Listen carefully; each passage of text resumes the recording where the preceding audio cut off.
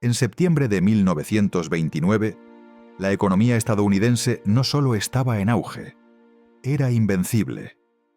El concepto de recesión había sido psicológicamente abolido del imaginario colectivo.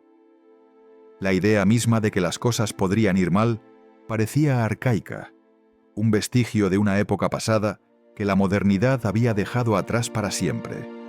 El economista más destacado de la época, Irving Fisher, declaró con absoluta convicción que los precios de las acciones habían alcanzado lo que parecía ser una meseta permanentemente alta. No era un tonto, era un genio, un hombre brillante con credenciales impecables de Yale, alguien que había revolucionado la teoría económica con sus contribuciones. Era un hombre que miraba datos que no tenían sentido según los estándares históricos, pero que cobraban total sentido si creías en una nueva era. El país acababa de ser transformado por tecnologías revolucionarias que habían cambiado fundamentalmente la forma en que los estadounidenses vivían, trabajaban y se relacionaban entre sí. La radio había conectado a millones de hogares que antes vivían en el silencio informativo de las zonas rurales. Por primera vez en la historia, un granjero en Iowa podía escuchar las mismas noticias al mismo tiempo que un banquero en Manhattan. El automóvil había redefinido la distancia y la libertad personal de maneras que las generaciones anteriores nunca podrían haber imaginado. La gente ya no estaba atada a los horarios de trenes o a las rutas de tranvías. Podían ir a donde quisieran, cuando quisieran. Y la red eléctrica prometía desbloquear una productividad infinita que cambiaría para siempre la forma en que vivíamos y trabajábamos, iluminando hogares, alimentando fábricas y creando posibilidades que parecían sacadas de la ciencia ficción apenas una generación antes. Una acción de la Radio Corporation of America, conocida simplemente como RCA, había saltado de $11 a 114 en apenas unos pocos años. Era la Nvidia de su época, una compañía que estaba transformando físicamente el mundo, una empresa que justificaba cualquier valoración, sin importar cuán absurda pareciera a los ojos de los escépticos tradicionales. Los inversores veteranos, aquellos que habían visto ciclos anteriores de auge y caída, advertían sobre la exuberancia irracional. Pero sus voces eran ahogadas por el rugido ensordecedor de las ganancias. Cada día que pasaba sin un colapso, fortalecía la narrativa de que esta vez era diferente, que las viejas reglas ya no aplicaban, que habíamos entrado en un paradigma completamente nuevo donde el crecimiento exponencial era la norma, no la excepción. Los periódicos de la época estaban llenos de historias de ciudadanos comunes que se habían convertido en millonarios comprando las acciones correctas. El limpiabotas de la esquina te daría consejos sobre qué comprar. Tu barbero tenía opiniones sobre el mercado. Las amas de casa discutían estrategias de inversión mientras tomaban el té. El mercado de valores había dejado de ser dominio exclusivo de los ricos y se había convertido en un fenómeno nacional, una fiebre del oro moderna donde cualquiera con unos pocos dólares y algo de audacia podía hacerse rico. Avancemos rápidamente hasta 2026, y el guión se está repitiendo con una precisión aterradora. Actualmente estamos viviendo un período que los futuros historiadores probablemente llamarán los segundos años 20 rugientes. Tenemos nuestra propia tecnología revolucionaria, la inteligencia artificial, que promete transformar cada aspecto de la existencia humana. Desde la forma en que trabajamos, hasta la forma en que creamos arte, desde la manera en que diagnosticamos enfermedades, hasta cómo conducimos automóviles, la inteligencia artificial está siendo promocionada como la solución a todos los problemas de la humanidad. Tenemos nuestra propia narrativa de nueva era que afirma que las ganancias de productividad harán que las métricas de valoración antiguas sean irrelevantes. Los analistas escriben informes de investigación explicando por qué las relaciones precio-beneficio tradicionales ya no importan porque estamos en el umbral de una revolución de productividad sin precedentes. Y al igual que en 1929, tenemos una manía de inversión minorista que ha convertido el mercado de valores en un casino nacional donde todos creen que pueden hacerse ricos rápidamente. En la década de 1920, eran los limpiabotas quienes daban consejos sobre acciones. Hoy, son los foros de Reddit donde millones de inversores novatos intercambian consejos, memes y estrategias. Están los traders de opciones de 0 días hasta el vencimiento, conocidos en inglés como 0DTE, que apuestan todo en movimientos de precios que ocurrirán antes de que termine el día de operaciones. El mecanismo de especulación ha cambiado de préstamos de margen en la ventanilla de la correduría a derivados apalancados en una aplicación móvil que puedes usar mientras esperas en la fila del supermercado. Pero la psicología es idéntica. Es la creencia de que los árboles pueden crecer hasta el cielo, porque la Reserva Federal crea la luz del sol. La convicción irrompible de que el dinero fácil fluirá eternamente y que cada caída es solo una oportunidad para comprar más barato antes del próximo salto al alza. Esta mentalidad se ha arraigado tan profundamente después de 15 años de rescates bancarios y estímulos monetarios que se ha convertido en un dogma religioso. La generación de inversores que creció después de la crisis financiera de 2008 nunca ha experimentado un mercado bajista real, prolongado y devastador. Para ellos, las caídas son solo oportunidades de compra temporales. Sin embargo, el manual de 1929 no trata sobre el colapso en sí mismo. Todo el mundo conoce el Martes Negro. Es parte del folclore estadounidense, una fecha que vive en la infamia junto con otros momentos definitorios de la historia nacional. La parte del manual que importa ahora mismo, la parte que constituye una advertencia de 90 días, es lo que sucede en las últimas semanas eufóricas antes del colapso. Es un fenómeno conocido como el melt-up, la fusión al alza.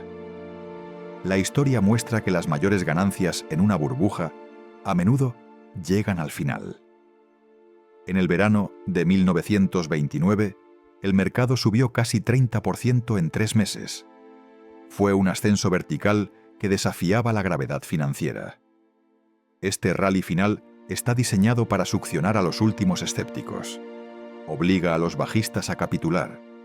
Los gestores de fondos que habían mantenido efectivo, esperando una corrección, finalmente se rinden y compran, porque ya no pueden soportar el dolor de ver cómo sus pares superan su rendimiento.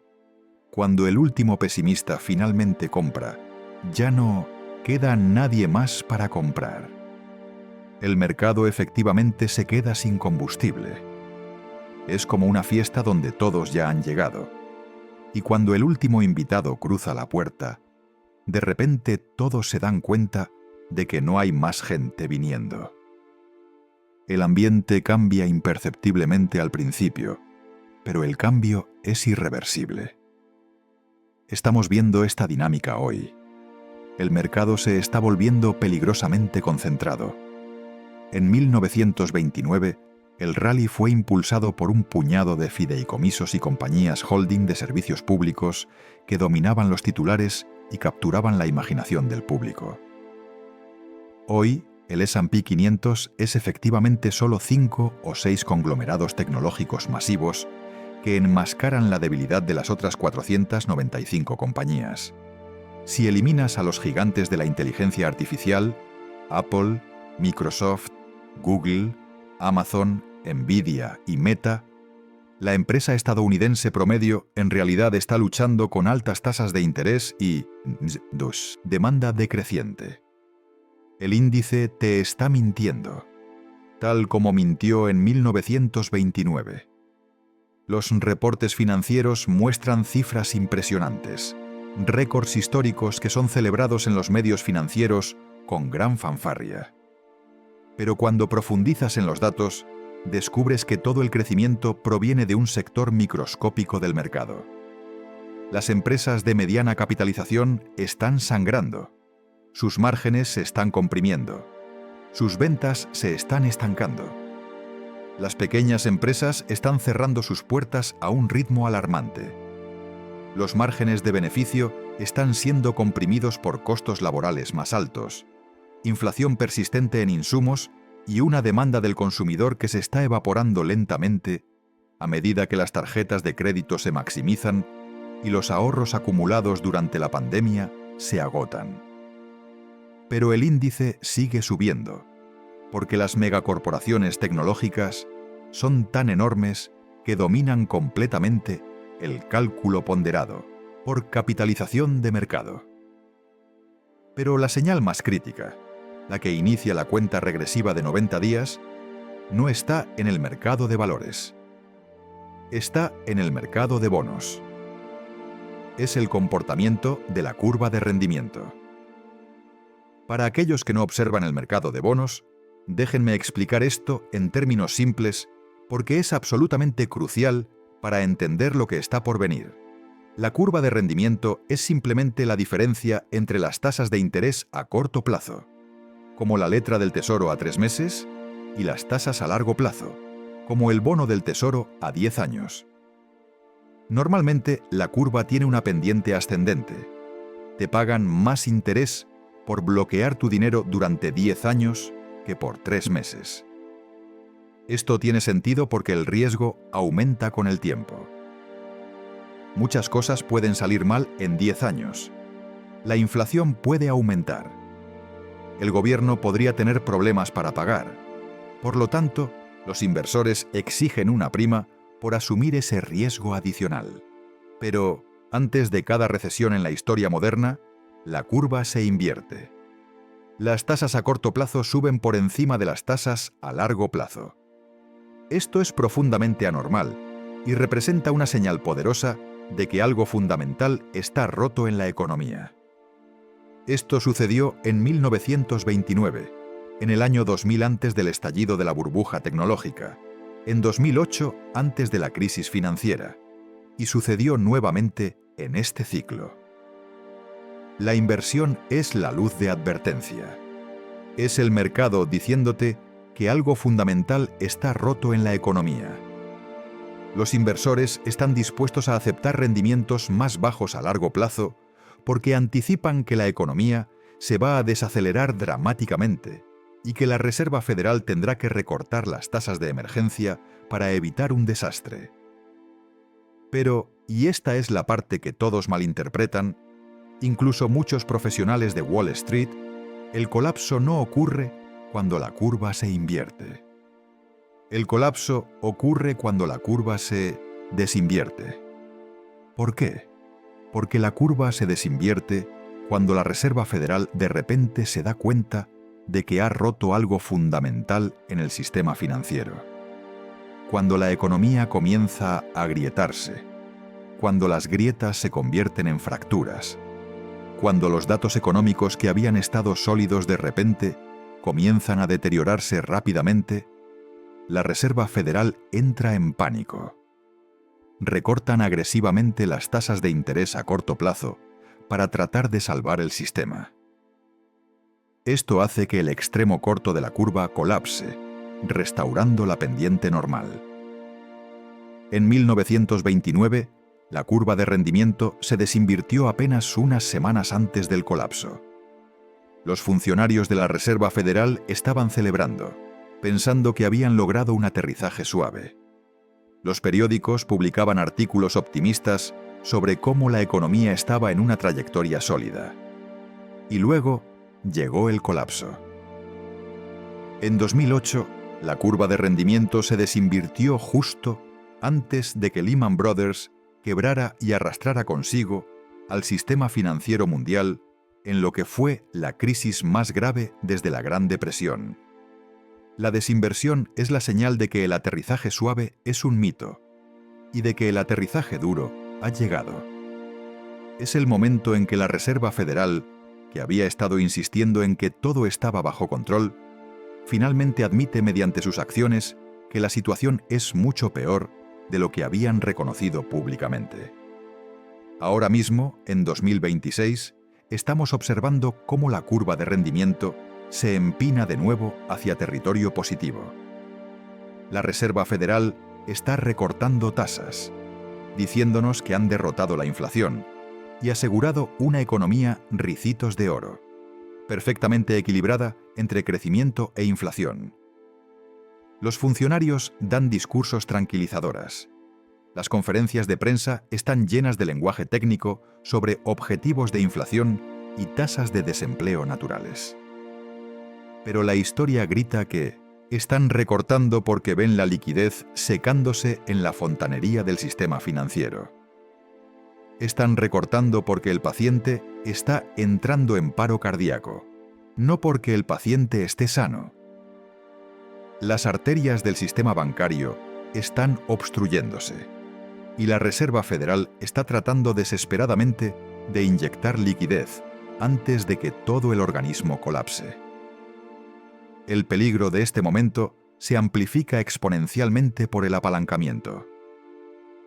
En 1929, los inversores compraban acciones con 90% de margen. Ponían $10 para comprar $100 en acciones.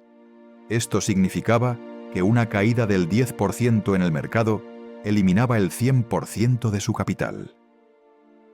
Era una receta perfecta para el desastre, y cuando llegó, fue devastador. Millones de personas perdieron todo lo que tenían en cuestión de días. Fortunas construidas durante décadas se evaporaron en horas.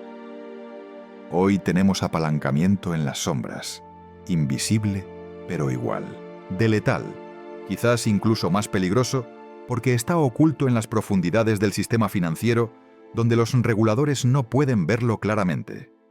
Los fondos de cobertura están apalancados 10-1, utilizando operaciones de base de bonos del Tesoro. Estas son estrategias complejas que explotan pequeñas diferencias de precio entre bonos del Tesoro y futuros de bonos del Tesoro. Los traders minoristas están apalancados 100-1 utilizando opciones. Pueden controlar $100.000 en acciones con solo $1.000 en efectivo. Cuando las cosas van bien, las ganancias son espectaculares, pero cuando las cosas van mal, las pérdidas son catastróficas e instantáneas. El sistema es más ajustado y frágil de lo que parece en la superficie. Cuando comienza la venta, desencadena una cascada de liquidez que se autorrefuerza y acelera. A medida que caen los precios, se emiten llamadas de margen automáticamente.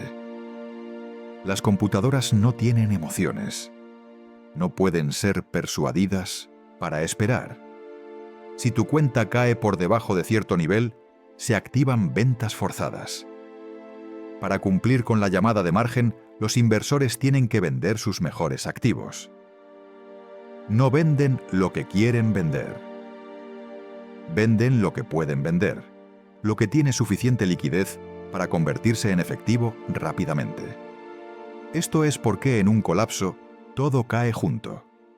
El oro cae, los bonos caen, las acciones caen, incluso el Bitcoin cae. Las correlaciones van a uno. La diversificación, esa palabra mágica que se supone que te protege, se convierte en una ilusión cruel. En octubre de 1929, el mercado no solo bajó, se evaporó.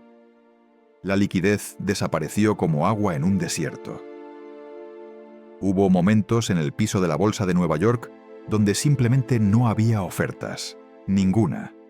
Los compradores habían desaparecido por completo. Tenías una acción que valía $100 ayer, y hoy no podías venderla ni por $1, porque no había nadie dispuesto a comprarla a ningún precio. Los operadores estaban de pie en el piso con papeles en la mano, gritando ofertas que nadie aceptaba. El pánico era palpable, físico, casi como una entidad viviente que se alimentaba de sí misma y crecía exponencialmente con cada minuto que pasaba. La psicología de la impactante advertencia de 90 días es específica y predecible. Es la transición de la codicia a la complacencia y luego al miedo. Actualmente estamos en la transición de la codicia a la complacencia. El VIX, el índice del miedo que mide la volatilidad esperada en el mercado, está históricamente bajo. Los inversores están vendiendo seguros contra un colapso porque creen que un colapso es imposible. Las primas de las opciones de venta están en mínimos de varios años. Están recogiendo centavos frente a una apisonadora que avanza lentamente, pero de manera inexorable hacia ellos. En 1929, los periódicos de septiembre estaban llenos de artículos que explicaban por qué los buenos tiempos durarían para siempre. La producción industrial es robusta, decían, el consumidor es fuerte y está gastando con confianza. Los beneficios corporativos están en máximos históricos. La tasa de desempleo es baja. Todo indicador que podían encontrar respaldaba la narrativa de prosperidad eterna. Los economistas escribían papers académicos explicando por qué el ciclo económico había sido domado. Estaban mirando por el espejo retrovisor, viendo solo lo que había pasado, no lo que estaba por venir. El mercado de valores es un mecanismo que mira hacia adelante, pero en una burbuja se convierte en un espejo de su propia vanidad. Sube porque sube. La lógica circular se vuelve autorreforzante hasta que ya no lo es. Y cuando la música se detiene, generalmente desencadenada por un evento oscuro en un rincón del mercado que nadie está vigilando, como una quiebra bancaria en Austria en 1931, que desencadenó una crisis bancaria europea, o un incumplimiento de hipoteca subprime en 2007 que expuso la podredumbre en el sistema financiero global, la puerta de salida tiene el tamaño de una cabeza de alfiler, y todos intentan atravesarla a la vez. El pánico no es un proceso ordenado, es un pisoteo. Es cada hombre para sí mismo. Las amistades se rompen instantáneamente. Las alianzas comerciales que habían durado décadas se disuelven. Y la única ley que importa es la supervivencia. El manual de 1929 nos dice que la caída inicial a menudo se ve como una oportunidad de compra. A finales de octubre de 1929, después de la primera gran grieta, los Rockefeller y los Morgan, los nombres más poderosos de las finanzas estadounidenses, caminaron famosamente hacia el piso de la bolsa y compraron bloques masivos de acciones para apuntalar el mercado. Funcionó durante un día. La confianza pareció regresar brevemente. Los titulares proclamaron que los gigantes financieros habían salvado el día. Luego la ola de ventas regresó más fuerte y más rápida. Los compradores de caídas fueron aniquilados. Esta es la trampa final del ciclo. El condicionamiento de la última década ha enseñado a cada inversor que comprar la caída es un camino garantizado hacia la riqueza. Cada vez que el mercado ha caído en los últimos 15 años, ha sido seguido por un rebote aún más fuerte. Los bancos centrales siempre han intervenido. La Reserva Federal siempre ha proporcionado liquidez mediante programas con nombres técnicos como flexibilización cuantitativa. El gobierno siempre ha encontrado una manera de estabilizar el sistema con rescates masivos. Esta historia de rescates consistentes ha creado un riesgo moral masivo, donde los inversores asumen que nunca habrá consecuencias reales para asumir riesgos excesivos. Pero en un evento de desapalancamiento real, la caída sigue cayendo. No hay fondo. O más precisamente, el fondo está mucho más abajo de lo que nadie imagina. Los paralelos no son exactos. La historia no se repite, pero rima con ritmos que cualquiera puede reconocer si está prestando atención. Los patrones no son idénticos, pero los ritmos son inquietantemente similares. Sin embargo, el esquema de rima es innegable. Un sector tecnológico sobreextendido que representa una porción desproporcionada de la capitalización de mercado. Una Reserva Federal que cree que ha dominado el ciclo económico después de décadas de estudio y modelado sofisticado. un público minorista completamente metido en el mercado, con ahorros de toda una vida apostados en la continuación del rally, y una curva de rendimiento que está gritando recesión, mientras los políticos gritan recuperación en cada oportunidad que tienen. El reloj comenzó a correr en el momento en que la Reserva Federal insinuó el primer recorte de tasas. Ese fue el timbre de apertura. Estamos ahora en la ronda final de este ciclo económico. Si el meltdown del mercado de valores es el espectáculo de fuegos artificiales que mantiene a la multitud mirando hacia arriba, maravillada por los colores brillantes y las explosiones espectaculares, el peligro real es la mecha que arde silenciosamente a lo largo del suelo. En 1929, esa mecha era la deuda de margen, el dinero prestado para comprar acciones que se convirtió en una bomba de tiempo cuando los precios comenzaron a caer. En 2026, la mecha es el sector inmobiliario comercial y el pantano de la banca en la sombra, conocido como crédito privado. Aquí es donde reside la inevitabilidad matemática del colapso, oculta detrás de la contabilidad opaca y la tolerancia regulatoria que está a punto de quedarse sin tiempo. Para entender la magnitud del problema, tienes que mirar el muro de vencimientos. Los préstamos inmobiliarios comerciales no son como tu hipoteca de vivienda a 30 años, donde pagas principal e interés gradualmente mes tras mes. Típicamente son préstamos a corto plazo de solo interés que explotan después de 5 o 7 años. El prestatario paga únicamente el interés durante el plazo del préstamo y al final del plazo tiene que devolver todo el principal de una sola vez, generalmente refinanciando en un nuevo préstamo. En 2026, aproximadamente entre 1,8 y 2 billones de dólares de estos préstamos comerciales están venciendo. Este es el muro, una pared masiva de deuda que tiene que ser refinanciada o pagada. Estos préstamos se originaron en la era de tasas de interés cero de 2021. Los edificios de oficinas estaban llenos de trabajadores que venían cada día. La vida de oficina era normal, y la tasa de interés era del 3%, increíblemente baja por estándares históricos. Parecía un negocio brillante. Los desarrolladores estaban construyendo rascacielos como si no hubiera un mañana, asumiendo que la demanda de espacio de oficinas solo crecería a medida que la economía se expandiera. Hoy, el panorama es radicalmente diferente. Los edificios de oficinas están vacíos entre un 20 y 30% debido al cambio permanente hacia el trabajo remoto que fue acelerado por la pandemia y que ahora es una característica permanente del panorama laboral. Y la tasa de interés para refinanciar está en 7 u 8%, más del doble de lo que era cuando se originó el préstamo. Las matemáticas son catastróficas y no hay forma de evitarlas. El edificio está generando menos ingresos porque hay menos inquilinos pagando alquiler.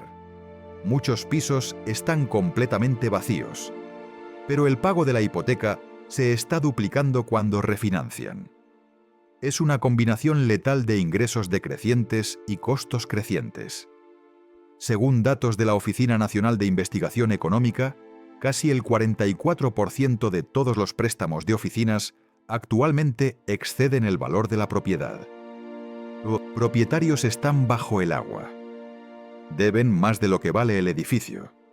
En un mercado racional, estos prestatarios simplemente entregarían las llaves al banco y se irían cortando sus pérdidas. Esto ya está sucediendo con grandes propietarios como Brookfield y Blackstone, que están incumpliendo en Torres Trofeo en Los Ángeles y Nueva York, edificios emblemáticos que alguna vez fueron símbolos de prestigio. Pero la crisis real no es el propietario, es el prestamista. Los propietarios pueden declararse en bancarrota y empezar de nuevo. Los bancos no tienen esa opción. Esto nos lleva a la trampa de los bancos regionales. En 1929, había miles de pequeños bancos rurales que habían apostado la granja, literalmente, a los precios de las tierras agrícolas. Habían prestado dinero a agricultores usando la tierra como garantía. Cuando cayeron los precios de los cultivos y las tierras agrícolas perdieron valor, esos bancos quebraron en masa, desencadenando la Gran Depresión. En 2026, la tierra agrícola es el parque de oficinas suburbano y el rascacielos del centro. Los bancos demasiado grandes para quebrar, JP Morgan, Bank of America, Wells Fargo, son inteligentes. Tienen ejércitos de analistas de riesgo. Vieron venir esto y redujeron su exposición hace años, vendiendo préstamos problemáticos a otros. Pero los bancos regionales, aquellos con activos de entre 10.000 millones y 100.000 millones de dólares, apostaron todo al sector inmobiliario comercial. Los datos regulatorios muestran que los bancos pequeños y medianos poseen casi el 70% de todos los préstamos inmobiliarios comerciales en Estados Unidos. Para muchos de estos bancos, los préstamos inmobiliarios comerciales constituyen entre el 40 y 50% de su cartera total de préstamos. Toda su existencia está atada a este sector. Si esos préstamos entran en incumplimiento a gran escala, el banco es insolvente. No hay capital suficiente para absorber las pérdidas. Vimos un adelanto aterrador de esto en 2023 con Silicon Valley Bank y Signature Bank. Pero esas fueron quiebras idiosincráticas, causadas por malas apuestas de tasas de interés en sus carteras de bonos. La ola que viene es un fracaso de crédito. Es una realización de que la garantía que respalda los préstamos no vale nada. Un bono del Tesoro puede perder valor temporalmente, pero eventualmente el gobierno lo pagará. Un edificio de oficinas vacío no genera nada. El gobierno salvó a los bancos en 2023 con el programa de financiamiento a plazo bancario, conocido como BTFP en inglés, que les permitió pignorar sus bonos bajo el agua a la par con la Reserva Federal. Pero no puedes pignorar un edificio de oficinas vacío a la par. La Reserva Federal no puede imprimir inquilinos. Sin embargo, el sistema bancario tiene un nuevo socio más oscuro en el crimen, el crédito privado. Esta es la encarnación moderna de los bancos en la sombra de la década de 1920. Las empresas de crédito privado son prestamistas no bancarios. No aceptan depósitos. No están sujetos a las mismas regulaciones que los bancos. Toman dinero de fondos de pensiones y compañías de seguros y lo prestan directamente a empresas riesgosas que los bancos tradicionales no tocarán porque no cumplen con los estándares de suscripción. Esta industria ha explotado de 400.000 millones de dólares en 2010 a más de 2 billones de dólares hoy. Ha operado casi por completo en un entorno ricitos de oro, de tasas bajas y sin incumplimientos, donde todo salía bien. Pero el crédito privado tiene un defecto fatal: contabilidad de marca al mito. A diferencia de un banco o un fondo de bonos públicos donde puedes ver el precio de cada activo cada día, los activos de crédito privado no se negocian en una bolsa pública. No hay ticker de precio diario. No hay transparencia. El valor del préstamo lo determina el propio administrador del fondo usando modelos que nadie más puede ver. Esto crea un incentivo perverso y peligroso. Si un prestatario tiene problemas financieros, el administrador de crédito privado no quiere marcar el préstamo a la baja, porque eso perjudicaría sus números de rendimiento y asustaría a los inversores que podrían retirar su dinero. Entonces se involucran en extender y fingir. Prestan a la empresa en dificultades más dinero solo para pagar el interés del dinero viejo. Llaman a esto pago en especie, conocido como PIK en inglés. Es un esquema Ponzi envuelto en un traje elegante y una presentación de PowerPoint sofisticada. Hace que el fondo parezca saludable en el papel. Mira, tenemos un retorno del 12% y 0 incumplimientos, mientras que el prestatario subyacente se está pudriendo desde adentro. La contabilidad miente, Pero nadie quiere admitirlo porque todos están ganando dinero, al menos en el papel. La advertencia de 90 días probablemente se activará cuando este lavado de volatilidad se rompa. No comenzará con un colapso espectacular del mercado de valores que aparezca en todos los titulares. Comenzará con un evento de cierre de acceso en un rincón oscuro del mercado financiero que la mayoría de la gente nunca ha oído hablar. Un fondo importante de crédito privado o un fideicomiso de inversión inmobiliaria no negociado, conocido como REIT en inglés, anunciará silenciosamente un viernes por la tarde que está suspendiendo los reembolsos. Los inversores, al darse cuenta de que los rendimientos estables del 10% eran una ilusión basada en valoraciones ficticias, intentarán sacar su dinero en pánico. El administrador del fondo dirá en un comunicado cuidadosamente redactado: «Lo siento, no podemos vender los activos lo suficientemente rápido para cumplir con todas las solicitudes de reembolso. Las puertas están cerradas temporalmente para proteger a todos los inversores». Esto le sucedió al fondo Bright de Blackstone a fines de 2022 cuando intentaron cerrar temporalmente las puertas a los reembolsos, pero lograron estabilizarlo inyectando nuevo capital y tranquilizando a los inversores.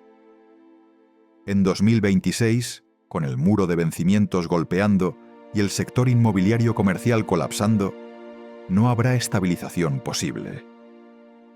El problema es demasiado grande. Cuando las puertas se cierren, el pánico se extenderá como un virus a los fondos de pensiones y compañías de seguros que asignaron miles de millones a estas alternativas seguras pensando que estaban diversificando lejos de la volatilidad del mercado de valores. De repente se darán cuenta de que están sosteniendo activos y líquidos que valen 60 centavos por dólar, no 100.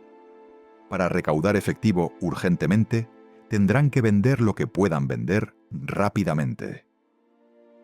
Acciones y bonos líquidos en los mercados públicos. Este es el mecanismo de contagio que conecta el sistema financiero. La podredumbre en el mercado privado obliga a una venta de liquidación en el mercado público. El melt-up del que hablamos en la sección 1 está parcialmente impulsado por esta dinámica extraña. A medida que el dinero inteligente, los profesionales que entienden lo que está pasando, sale del sector inmobiliario y del crédito privado, ese capital tiene que ir a alguna parte. No puede quedarse en efectivo porque las tasas reales después de la inflación son negativas. Fluye hacia las magníficas acciones tecnológicas, empujándolas aún más alto en una espiral que se autorrefuerza. Crea una economía de barra. La parte superior son acciones de inteligencia artificial hiperinfladas que alcanzan valoraciones astronómicas, mientras que la parte inferior es el sector inmobiliario en desintegración y las pequeñas empresas que están quebrando. Esta divergencia no puede durar para siempre por razones matemáticas simples. En 1929, la divergencia se rompió cuando los bancos comenzaron a exigir préstamos de margen, forzando ventas masivas. En 2026, se rompe cuando los bancos regionales se ven obligados a reconocer las pérdidas masivas en sus carteras inmobiliarias. Los reguladores les han permitido retrasar este reconocimiento durante meses, esperando que las tasas de interés caigan lo suficientemente rápido como para salvar a los prestatarios y evitar una crisis.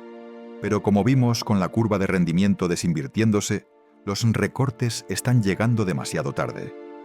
Los inquilinos ya se fueron durante la pandemia y nunca regresaron. Las llaves ya están siendo enviadas de vuelta por correo certificado. El gráfico más aterrador para los bancos regionales es la relación entre la vacante y el servicio de la deuda.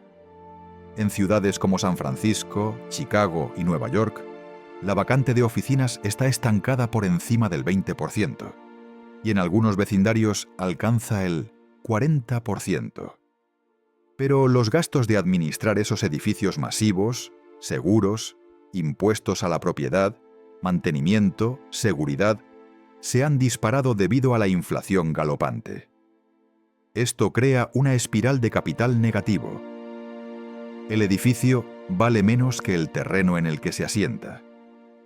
En algunos casos extremos, el edificio tiene valor negativo porque los costos de demolición exceden cualquier valor residual. Cuando el banco toma posesión del edificio después de un incumplimiento, no obtiene un activo que genera ingresos. Obtiene un pasivo que drena capital. Tienen que pagar los impuestos a la propiedad, que son astronómicos en estas ciudades. Tienen que pagar los guardias de seguridad para un caparazón vacío. Tienen que mantener los sistemas funcionando. Esto quema las reservas de capital del banco a la velocidad de la luz. Observa el índice bancario regional KBW, conocido como KRE. Este índice rastrea el rendimiento de los bancos regionales más grandes de Estados Unidos. Si ves que comienza a divergir dramáticamente del S&P 500, si las acciones tecnológicas están alcanzando máximos históricos, mientras que los bancos regionales están alcanzando mínimos de 52 semanas, esa es la confirmación final que estás buscando. Ese es el mercado diciéndote con absoluta claridad que la fontanería del sistema financiero ha estallado incluso si la fiesta arriba todavía está en pleno apogeo. Las luces están encendidas, la música está sonando a todo volumen, la gente está bailando, pero el sótano se está inundando rápidamente. El manual de 1929 es fundamentalmente una historia de apalancamiento que se mueve de lo visible a lo invisible. Entonces era el margen de acciones que cualquiera podía ver en los libros de las corredurías. Ahora es el apalancamiento de la banca en la sombra que está escondido en estructuras legales complejas y jurisdicciones offshore. El sistema está mucho más interconectado de lo que estaba hace un siglo gracias a la tecnología y la globalización. Un incumplimiento en un fondo de crédito privado en Nueva York puede desencadenar una llamada de margen para un fondo de pensiones en Tokio en cuestión de minutos. Las computadoras están todas conectadas. Las transacciones suceden a la velocidad de la luz. La advertencia de 90 días es efectivamente una cuenta regresiva hasta el momento en que la marca al mito se encuentra con la marca al mercado, cuando la ilusión de estabilidad cuidadosamente construida es destrozada por la realidad brutal del precio real. Y al igual que en 1929, las autoridades te dirán que el sistema bancario es sólido y resistente hasta el viernes por la tarde, en que incautan los bancos y anuncian un rescate de emergencia. El secretario del Tesoro dará conferencias de prensa tranquilizadoras con lenguaje cuidadosamente preparado. Los reguladores publicarán comunicados de prensa prometiendo que el sistema está bien capitalizado y que los depositantes están protegidos. Y luego, durante un fin de semana largo, mientras los mercados están cerrados, todo se derrumbará detrás de escena y para el lunes por la mañana, cuando los mercados reabran, las reglas habrán cambiado por completo y nadie sabrá realmente qué está pasando. La realidad aterradora del manual de 1929 no es que el mercado de valores colapse. Un colapso del mercado es doloroso, pero es recuperable con tiempo y paciencia. La gente puede reconstruir. El verdadero horror del escenario de 1929 es lo que sucede después del colapso, cuando el gobierno intenta arreglarlo con políticas que crean consecuencias no intencionadas peores que el problema original. En la década de 1930, la Reserva Federal cometió un error histórico que los economistas todavía estudian hoy. Permitieron que la oferta monetaria colapsara en casi 30%. Dejaron que miles de bancos quebraran, borrando los ahorros de millones de familias. Dejaron que la contracción del crédito siguiera su curso natural y forzaron a la economía a una depresión deflacionaria que duró una década entera y solo terminó con la Segunda Guerra Mundial. Los banqueros centrales de 2026 han estudiado esta historia exhaustivamente. Han escrito tesis de doctorado sobre ella en las mejores universidades. Ben Bernanke, que fue presidente de la Reserva Federal durante la crisis de 2008, escribió su disertación doctoral sobre la Gran Depresión.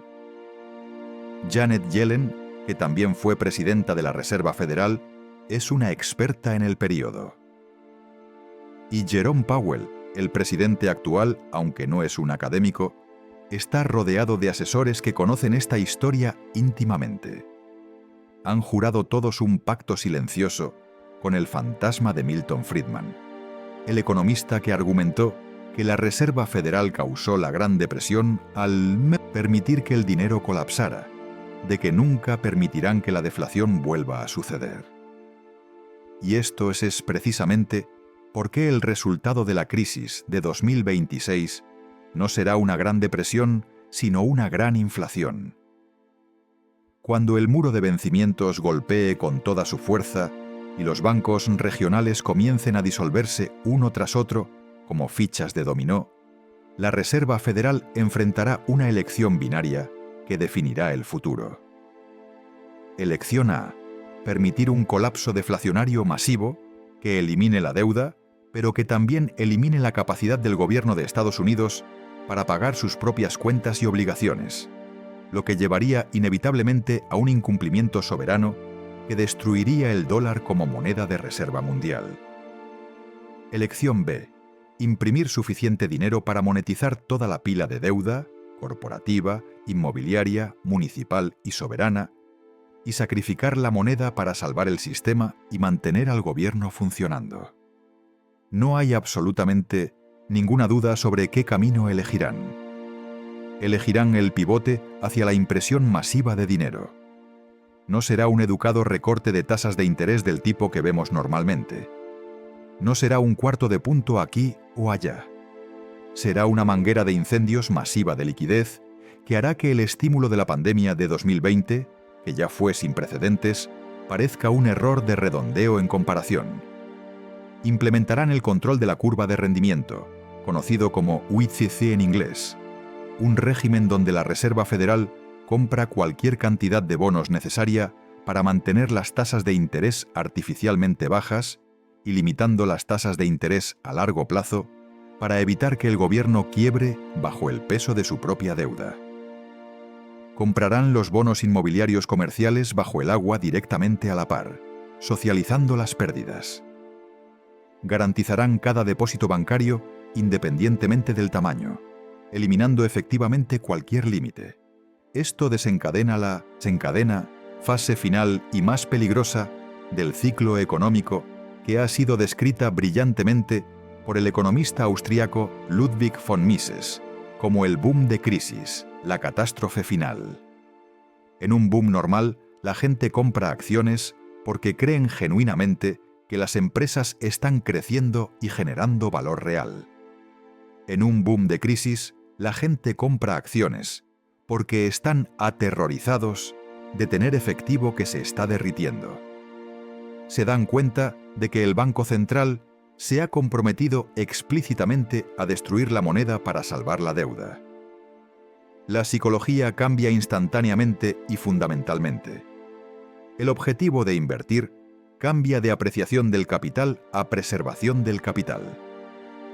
¿Compras el S&P 500 no porque te encantan las ganancias de Apple o porque crees en el futuro de la inteligencia artificial, sino porque Apple es un activo real con fábricas y productos, y el dólar es un cubo de hielo derritiéndose bajo el sol? El gráfico del mercado de valores alemán durante la República de Weimar es la hoja de ruta perfecta para esta fase, y debería estudiarse cuidadosamente. En 1923, durante el pico de la hiperinflación alemana, el mercado de valores alemán subió millones de % en términos nominales. Si mirabas tu cartera en marcos de papel, eras multimillonario, literalmente. Eras rico más allá de tus sueños más salvajes en papel. Podías comprar una casa entera con una carretilla llena de billetes. Los niños jugaban con bloques de billetes porque no valían nada. Pero en términos reales, con precio en oro, o pan, o energía, o cualquier cosa tangible, el mercado de valores en realidad cayó dramáticamente. La moneda estaba colapsando más rápido de lo que las acciones estaban subiendo en términos nominales. Esta es la trampa cruel del boom de crisis. Crea una ilusión de riqueza que es psicológicamente devastadora. Te sientes rico porque los números en tu cuenta de corretaje aumentan exponencialmente cada día. Recibes estados de cuenta que muestran ganancias masivas. Pero cuando intentas convertir esos números en bienes y servicios reales, cuando vas al supermercado o intentas comprar un automóvil o pagar la universidad de tus hijos, descubres que tu poder adquisitivo se ha evaporado. Este entorno destruye sistemáticamente a la clase media que mantiene su riqueza en efectivo, en cuentas de ahorro y en pensiones de ingresos fijos que pagan una cantidad nominal establecida. Enriquece desproporcionadamente a los poseedores de activos reales, los ultrarricos que poseen tierras, oro, arte, acciones y otros activos que pueden mantener su valor en términos reales, incluso cuando la moneda colapsa. Esto conduce inevitablemente a lo que los historiadores William Strauss y Neil Howe propusieron en su trabajo seminal como el cuarto giro. Un cuarto giro es un período de intensa agitación social y política que ocurre aproximadamente cada 80 años en la historia estadounidense. Un patrón que se repite con regularidad asombrosa. La década de 1780 trajo la guerra revolucionaria que creó la nación. La década de 1860 trajo la guerra civil que casi la destruyó. La década de 1930 trajo la Gran Depresión y la Segunda Guerra Mundial, que redefinió el orden mundial. Y la década de 2020 está trayendo la crisis de deuda soberana global que amenaza con rehacer el sistema financiero internacional. Durante un cuarto giro, las instituciones fundamentales que mantuvieron unida a la sociedad durante generaciones pierden su legitimidad ante los ojos del público. Cuando el público finalmente se da cuenta de que el dinero está amañado, que el juego está trucado a favor de los que están arriba, que el gobierno está robando activamente su trabajo y su futuro a través de la inflación para rescatar a los bancos y a los ricos, el contrato social que mantiene unida a la civilización se rompe dramáticamente. Veremos huelgas masivas que paralizarán ciudades enteras. Veremos disturbios civiles en las calles. Veremos el surgimiento de movimientos políticos populistas extremos, tanto de izquierda como de derecha, que exigen soluciones radicales y rechazan el sistema existente. El Estado de Derecho se vuelve fluido y sujeto a interpretación política. Los derechos de propiedad que dábamos por sentado se vuelven negociables y sujetos a renegociación. En este entorno caótico e incierto, la única seguridad verdadera reside en activos que no tienen riesgo de contraparte. Por eso, los bancos centrales de todo el mundo, específicamente China, Rusia, Polonia, Turquía y muchos otros, están comprando oro físico a tasas récord que no se habían visto en décadas. Se están preparando activamente para el fin del sistema del dólar fiduciario que ha dominado el mundo desde 1971, cuando Nixon cerró la ventana del oro. El oro es el único activo financiero verdadero que no es el pasivo de otra persona. No se puede imprimir con una computadora. No se puede incumplir con un voto del Congreso. No depende de la solvencia de ningún gobierno o corporación. En un colapso deflacionario como el de 1929, el efectivo es el rey, porque su poder adquisitivo aumenta a medida que los precios caen. Puedes esperar y comprar activos por centavos de dólar. Pero en un colapso inflacionario como el que se avecina en 2026, el efectivo es basura que se derrite en tus manos, y el oro es el arca que te permite sobrevivir al diluvio. Bitcoin juega un papel conceptualmente similar, pero mucho más volátil, debido a su naturaleza digital y especulativa. Es la alarma de incendios del sistema financiero moderno. Reacciona instantáneamente a las inyecciones de liquidez de los bancos centrales, porque los traders lo ven como un barómetro de la degradación monetaria. En un boom de crisis, es muy probable que Bitcoin se desacople completamente del mercado de valores tradicional y se negocie como una versión extremadamente apalancada del oro. Un activo digital al portador que no puede ser diluido por ningún banco central en el mundo. No está sujeto a controles de capital tradicionales que los gobiernos puedan imponer. No puede ser confiscado fácilmente como el oro físico. Es portátil más allá de las fronteras internacionales de una manera que el oro físico nunca puede ser, permitiendo transferencias instantáneas de riqueza. Sin embargo, el gobierno sabe esto perfectamente. Los funcionarios no son tontos. Saben que la fuga masiva de capitales hacia el oro y Bitcoin acelera dramáticamente el colapso del dólar porque representa una pérdida de confianza en la moneda oficial. Por lo tanto, la advertencia de 90 días no se trata solo de sincronización del mercado y de cuándo vender tus acciones. Se trata fundamentalmente de sincronización regulatoria y de tomar acción antes de que las puertas se cierren. A medida que la crisis se profundiza y el pánico se intensifica, la cortina de hierro financiera descenderá rápidamente. Podemos ver el regreso de controles de capital estrictos que te impidan mover dinero fuera del país, similares a lo que vimos en Chipre o Grecia. Podemos ver impuestos confiscatorios sobre ganancias inesperadas en oro y criptomonedas que conviertan las ganancias nominales en pérdidas reales. Y en el escenario extremo, que no es tan descabellado como suena, podríamos ver una repetición directa de la orden ejecutiva 6102. En 1933, el presidente Roosevelt no solo devaluó el dólar contra el oro, criminalizó activamente la propiedad privada de oro por parte de los ciudadanos estadounidenses. Obligó a los ciudadanos bajo pena de prisión a entregar su riqueza real, sus monedas de oro y lingotes, a cambio de dinero en papel del gobierno, justo antes de devaluar ese dinero en papel en un 40%. Fue uno de los mayores robos legalizados en la historia estadounidense y estableció el precedente de que el gobierno puede confiscar activos privados en una emergencia. El gobierno no puede salir de esta montaña de deuda de 35 billones de dólares con impuestos. Los números simplemente no funcionan. Incluso si grabas al 100% a todos los multimillonarios, no recaudas suficiente.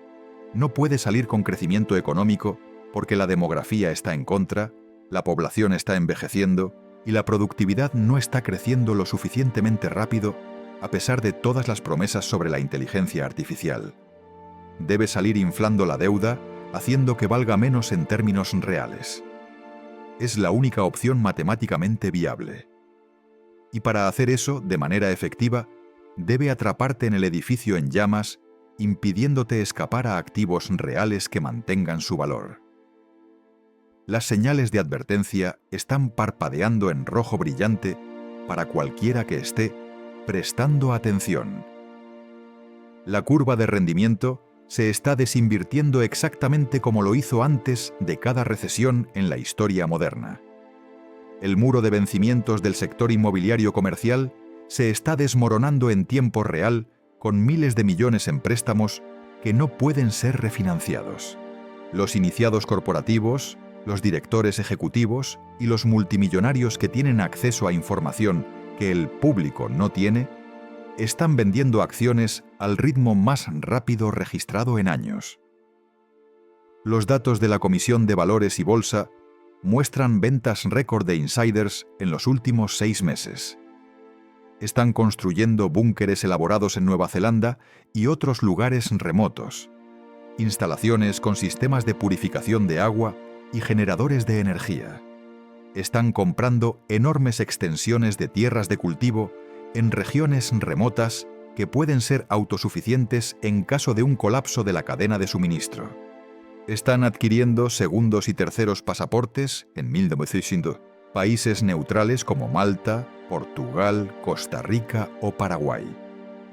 Están participando activamente en la reducción de riesgo personal y la preparación para el desastre, mientras simultáneamente Le dicen al público en entrevistas de televisión y conferencias que la economía es fuerte y que el futuro es brillante. Esta divergencia entre lo que dicen y lo que hacen es ensordecedora. Es la señal más clara que puedes recibir. Cuando los billonarios están comprando tierras de cultivo y búnkeres mientras te dicen que compres acciones, deberías prestar atención a sus acciones, no a sus palabras. La ventana para actuar de manera decisiva es la fase de complacencia en la que estamos ahora mismo. Es una ventana estrecha y se está cerrando rápidamente. Una vez que comienza el pánico real, cuando la gente finalmente se despierta a la realidad de lo que está sucediendo, la liquidez desaparece instantáneamente. No puedes comprar un seguro contra incendios cuando la casa ya está ardiendo y las llamas son visibles.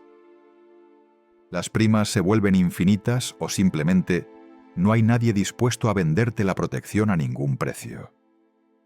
El manual de 1929 no es una profecía mística o supersticiosa. Es un patrón matemático basado en la naturaleza humana inmutable que no cambia. Las matemáticas del apalancamiento excesivo y la deuda fundamentalmente impagable siempre se resuelven de la misma manera a lo largo de la historia. Puedes mirar Roma, puedes mirar la Francia revolucionaria, puedes mirar la República de Weimar, puedes mirar 1929.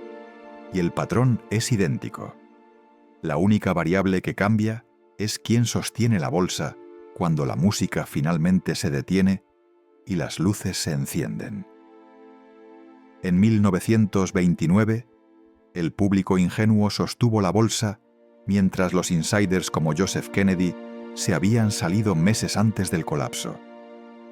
En 2008, el público nuevamente sostuvo la bolsa a través de rescates masivos, financiados por contribuyentes que socializaron las pérdidas de Wall Street.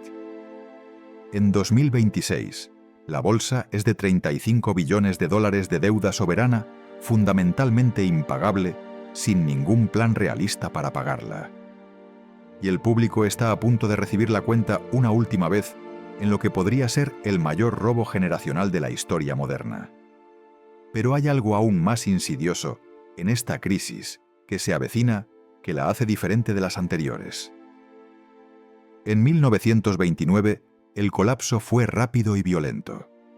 El mercado cayó 90% en 3 años. La gente supo instantáneamente que había un problema. Los bancos cerraban sus puertas. Las líneas de desempleo se formaban en las calles. La crisis era visible y tangible. En 2026, el colapso será diferente porque será enmascarado por la inflación. Los números nominales en tu cuenta bancaria podrían permanecer estables o incluso aumentar, pero tu poder adquisitivo se evaporará silenciosamente. Es un robo invisible que es mucho más difícil de detectar para la persona promedio. Imagina que tienes $100.000 en tu cuenta de ahorros hoy. En 5 años, todavía podrías tener $100.000 en esa cuenta. Pero lo que esos $100.000 pueden comprar se habrá reducido a la mitad o más. No verás un colapso dramático en los titulares. No habrá un día en que tu saldo bancario caiga a cero. Simplemente te darás cuenta gradualmente de que todo cuesta el doble de lo que solía costar. El bistec que compraste por $20 ahora cuesta 40. La gasolina que costaba $3 ahora cuesta 6. Tu alquiler que era 2.000 ahora es 4.000. Y tu salario, si tienes suerte, ha aumentado un 20% mientras tus gastos se han duplicado. Este tipo de crisis es psicológicamente diferente porque no hay un solo momento de terror que te obligue a actuar. Es una erosión lenta y constante que es fácil de racionalizar y difícil de combatir. La gente seguirá yendo a trabajar todos los días. Las tiendas seguirán abiertas. Los semáforos seguirán funcionando. Pero la calidad de vida se degradará constantemente. La clase media será hollowed out, vaciada desde adentro, mientras mantiene una apariencia externa de normalidad. Las familias que alguna vez fueron de clase media se encontrarán viviendo de cheque en cheque, incapaces de ahorrar, incapaces de jubilarse, trabajando hasta los 70 u 80 años porque no tienen otra opción. Y aquí está la parte verdaderamente diabólica del plan. Los políticos podrán señalar las estadísticas oficiales y decir que todo está bien. El desempleo estará bajo porque todos necesitarán trabajar 2 o 3 empleos solo para sobrevivir. El mercado de valores estará en máximos récord en términos nominales, ignorando que esos números son sin sentido cuando la moneda se está devaluando. El Producto Interno Bruto mostrará crecimiento, porque los números nominales están aumentando, aunque la producción real esté estancada o cayendo. Es la ilusión perfecta, un robo a plena luz del día que la mayoría de la gente no reconocerá hasta que sea demasiado tarde. La historia nos muestra que este proceso no es nuevo. Cada imperio en decadencia a lo largo de la historia ha recurrido a la degradación monetaria como último recurso. Los romanos recortaron la plata de sus monedas. Los franceses imprimieron assignats. Los alemanes imprimieron marcos. Los zimbabuenses imprimieron dólares zimbabuenses. Y ahora Estados Unidos imprimirá dólares estadounidenses hasta que ya no signifiquen nada. La diferencia es que el dólar estadounidense es actualmente la moneda de reserva mundial, por lo que el impacto será global, no solo local. Cuando el dólar finalmente pierda su estatus de reserva, y lo perderá si continúa este camino, habrá un reajuste monetario global. Los países que han estado acumulando dólares durante décadas los venderán desesperadamente. La demanda de dólares colapsará. Los precios de importación en Estados Unidos se dispararán porque el dólar compra menos en los mercados internacionales.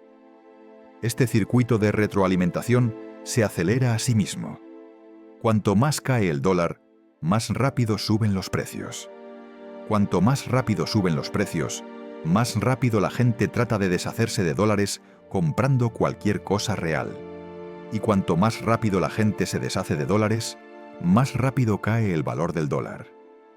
Este es el escenario de pesadilla de hiperinflación que los banqueros centrales juran que nunca sucederá aquí.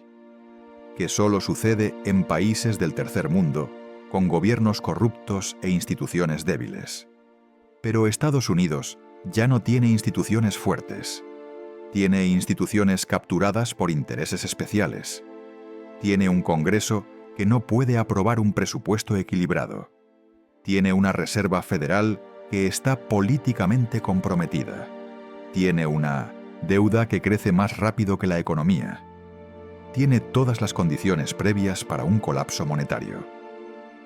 Y cuando ese colapso llegue, no será anunciado con trompetas. Llegará silenciosamente, disfrazado de prosperidad. El mercado de valores subirá a nuevos máximos históricos. Los titulares celebrarán el crecimiento económico. Los políticos se felicitarán por haber evitado una recesión. Y la clase media será destruida sin siquiera darse cuenta de lo que sucedió hasta que sea demasiado tarde para revertirlo.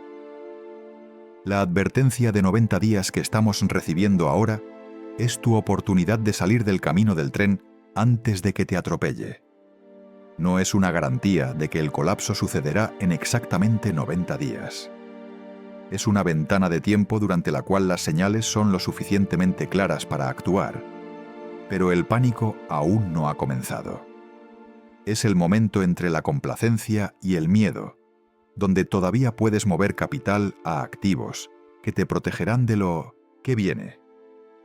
Entonces, ¿qué debes hacer? Primero, entiende que el efectivo no es seguro en un entorno inflacionario.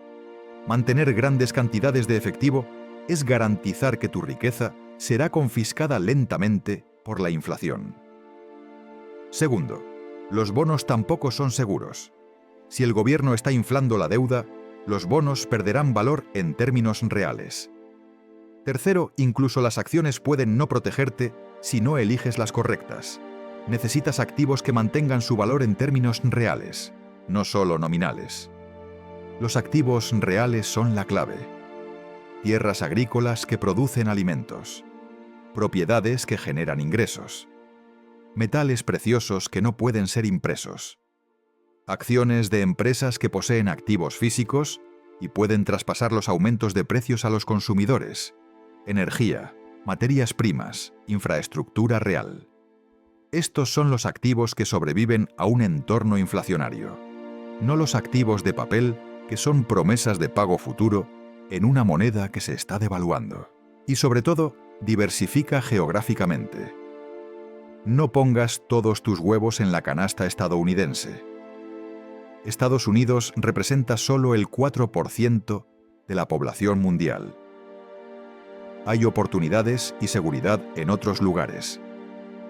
Tener activos en múltiples jurisdicciones, múltiples monedas, múltiples sistemas legales te proporciona opciones cuando el sistema doméstico se rompe. Es la razón por la cual los ultra ricos siempre han diversificado globalmente.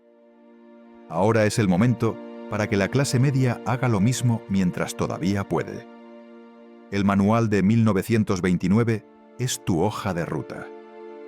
Lee los patrones, ve las señales, actúa antes de que sea demasiado tarde. La historia no se repite exactamente, pero rima lo suficientemente cerca como para saber qué viene después. Los próximos 90 días determinarán de qué lado de esta crisis terminarás. ¿Del lado de aquellos que vieron venir y se prepararon, o del lado de aquellos que creyeron en la narrativa oficial hasta que fue demasiado tarde? La elección, por ahora, todavía es tuya.